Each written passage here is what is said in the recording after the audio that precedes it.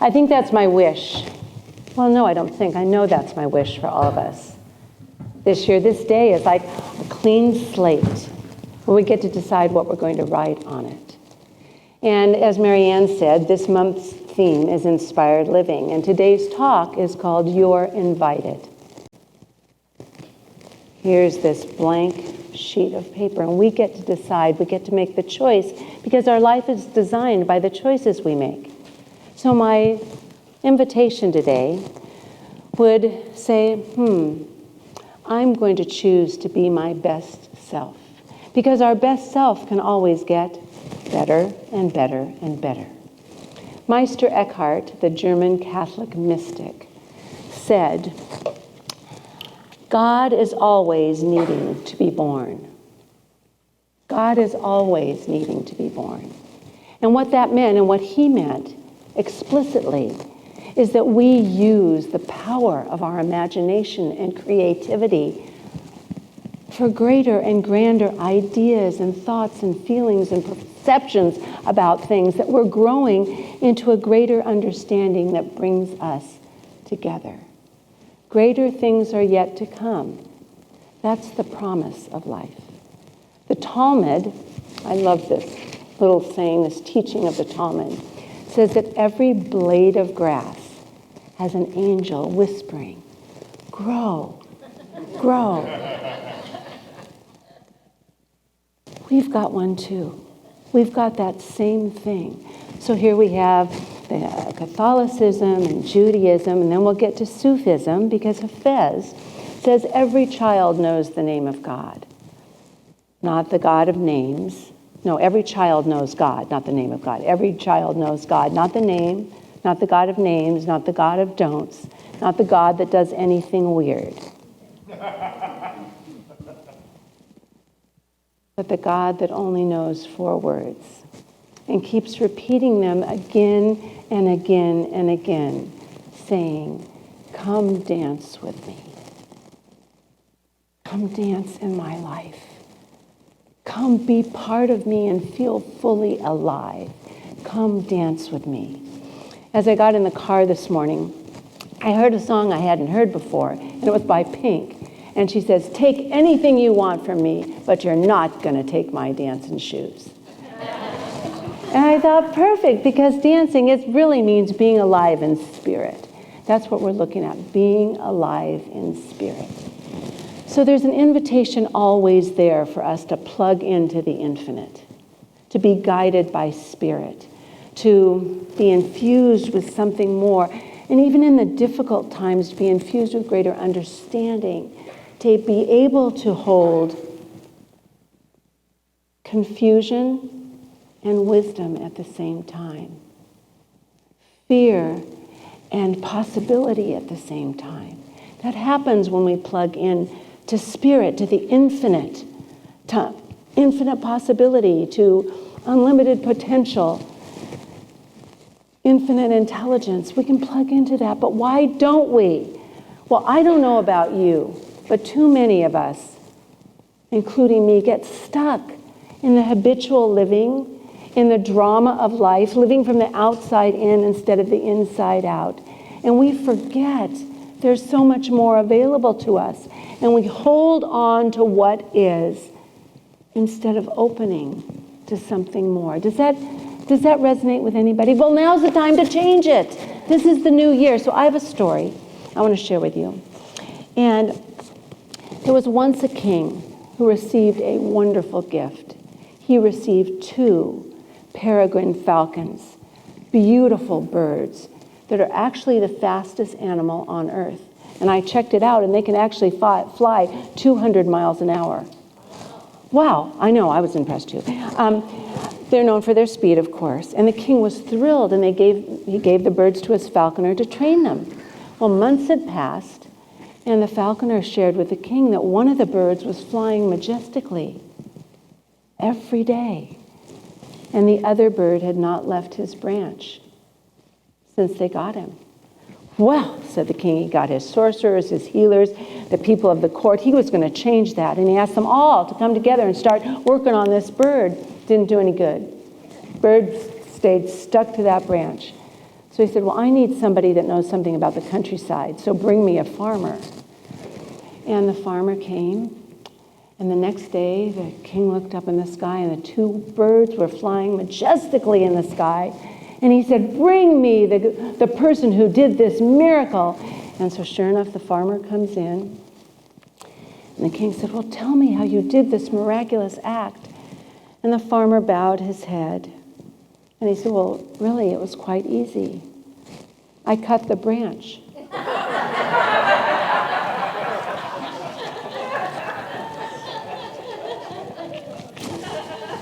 So,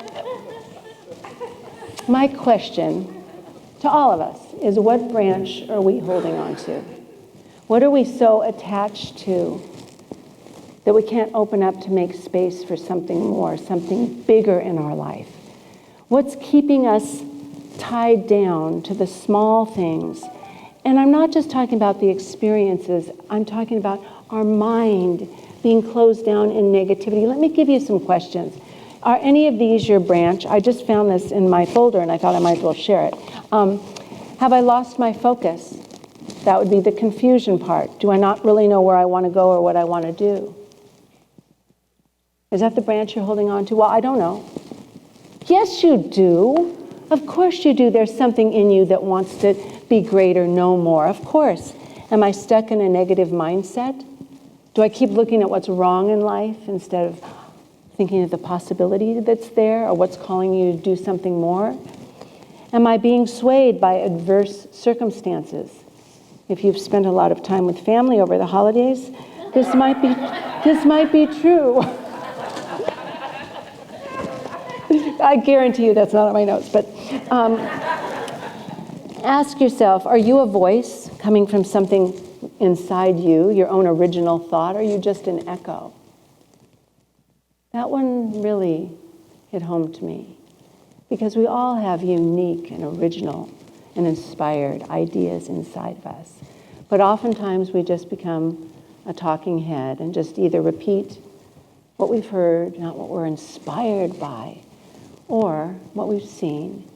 So think about that. What's the branch you're holding on to? Because the first thing we need to do, if we're going to really we're invited to be the best version of ourselves at this time, if we're really going to do that, we got to get off that branch. My friend Rumi says, you're born to fly. Why do you insist on crawling through life? He knows we have to be willing to do something new. We're not going to change what we put up with. We're not going to change what we tolerate. Think about it. I thought about, Kirk and I have a little dog that barks quite often, like a lot. And stop it, don't do that. It doesn't do any good at all.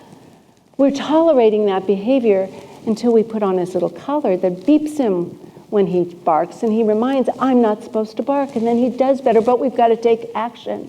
I had a wiggly toilet seat, and I just tolerated it for a long time until I finally decided not to and ordered a new one.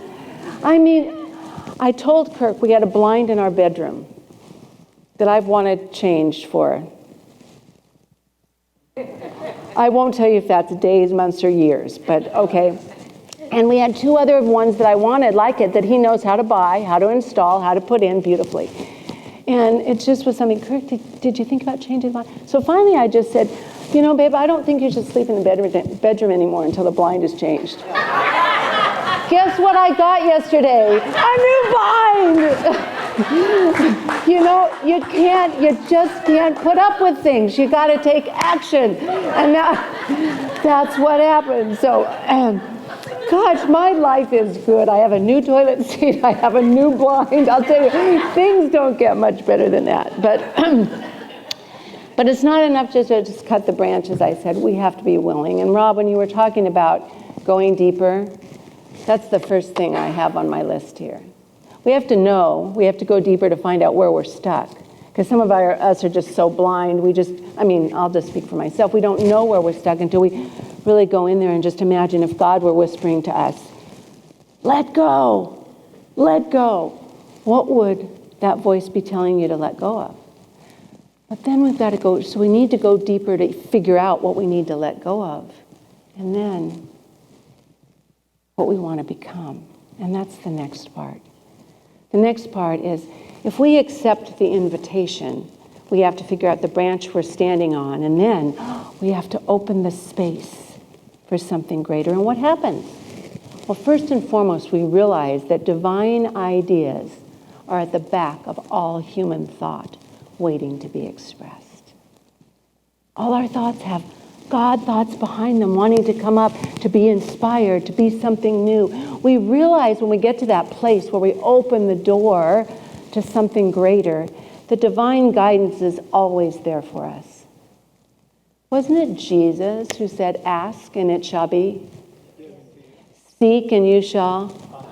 Knock and? I mean, we all know that. Are we doing that? Are we asking? Are we seeking? Are we knocking? Trying to find something new? Well, now is the time.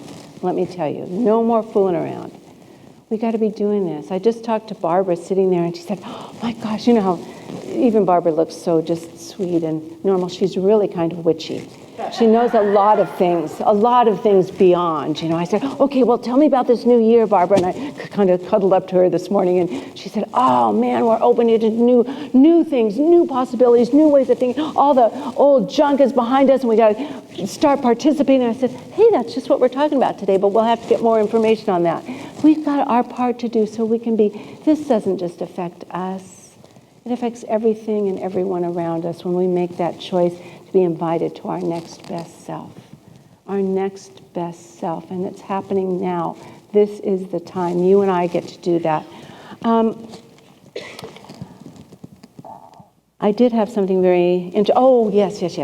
This is something that we all look at art in different ways, in different art forms. How many of you like art?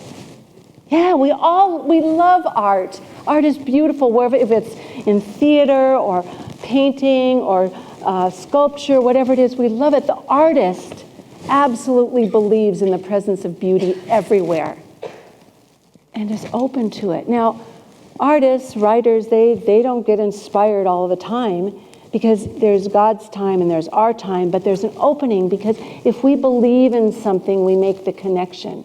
So artists believe in beauty and they make their imagination and creativity and thought, their mind and heart open to it.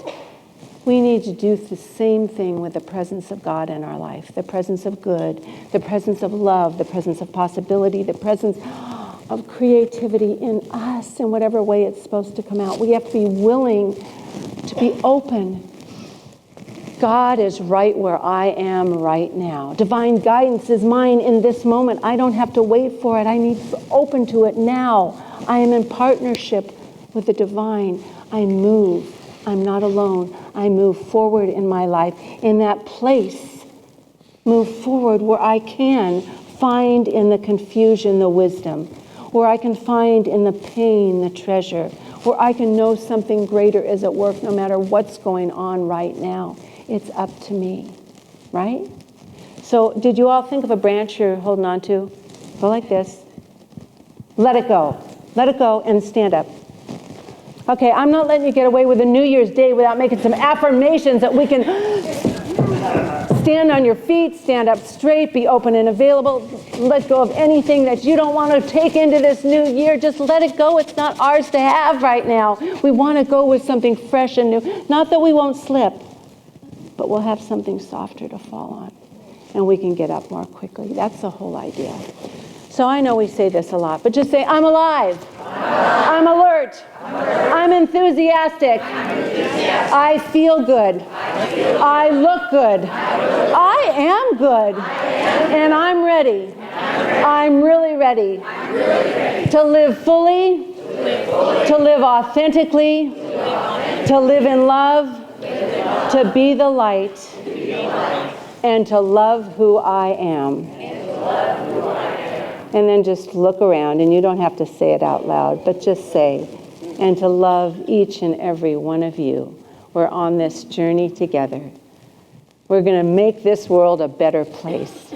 And so it is. Let's give ourselves a hand. Happy New Year. Woo, I am alive.